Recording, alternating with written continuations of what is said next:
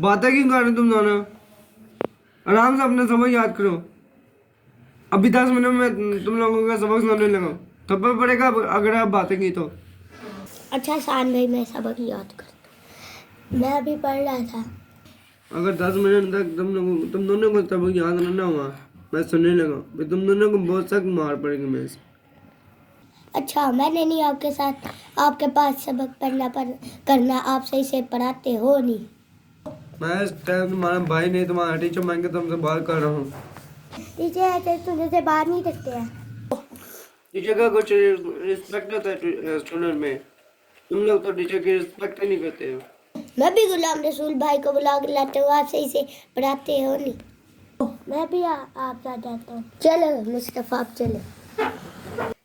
रसूल भाई, शान भाई हमें सही से ट्यूशन नहीं पढ़ा रहा, आप क्या हमें ट्यूशन पढ़ा देंगे गुलाम रसूल भाई? नहीं, मैं जाके देखता हूँ शान भाई आपको क्यों नहीं पढ़ा रहा, और मैं देखता हूँ कि शान भाई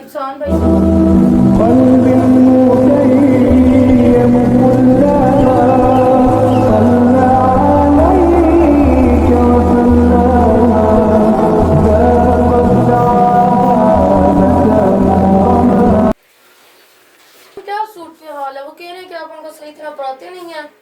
ये लोग मेरे से बदतमीजी करते जा रहे हैं। आप दोनों क्यों बदतमीजी कर रहे हैं एहसान भाई के साथ?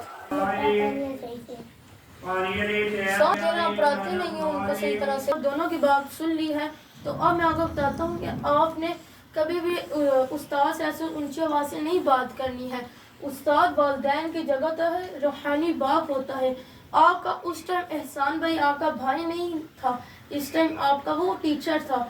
इस टाइम आप उसको हमेशा टीचर की जगह रखा करें कि टीचर आपको क्या समझा रहा है, रिश्तेदारी साइड में, लेकिन इस टाइम वो आपका टीचर था। आपने आइंदा जब से ऐसे कोई टाइम ट्यूशन पढ़ने का हो तो उससे हमेशा आराम से, नरमी से, कोई भी बात हो आप आराम से उनसे कहें, और आपने भी उनसे शफकत से आइंदा से बात करनी है, क्योंकि छोटे बच्चे हमेशा शफकत की ज़ुबान ही समझते हैं।